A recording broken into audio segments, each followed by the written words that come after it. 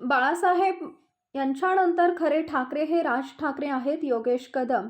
आज जर का बाळासाहेब हयात असते तर उद्धव ठाकरेंनी पंजाला मतदान केलं असतं का?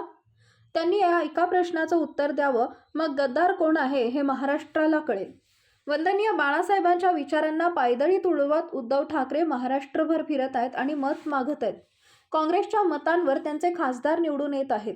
आज काँग्रेसची नीती देखील त्यांना संपवण्याची आहे. एकनाथ शिंदे यांनी उठाव केला नसता तर शिवसेना संपली असती. आम्हाला गद्दार बोलण्यापेक्षा गद्दारी उद्धव ठाकरे कुटुंबियांनी केली आहे.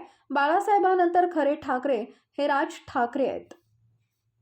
हे दरोडेखोर हा शब्द आमच्या बाबतीमध्ये वापरण्यापेक्षा मला त्यांनी फक्त एकच सांगावं की त्यांनी जनतेला उत्तर द्यावं की आज जर का बाळासाहेब हयात असते तर उद्धव ठाकरेंनी पंजाला मतदान केलं असतं का? मला वाटतं त्यांनी ह्या एका प्रश्नाचं उत्तर द्यावं. गद्दार कोण आहे हे महाराष्ट्राला समजेल.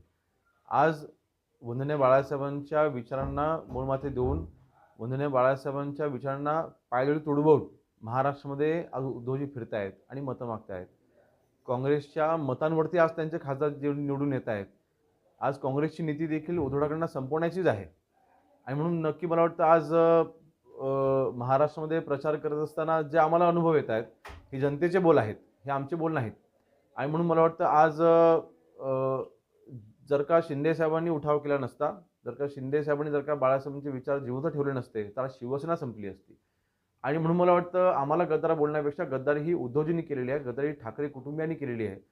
आज राजसाहेब ठाकरे देखील काही त्यांचे मतभेद झाले असतील, ते बाहेर पडले आणि वेगळा पक्ष त्यांनी त्यांचा स्थापन केला, पण त्यांनी हिंदुत्व सोडलं नाही.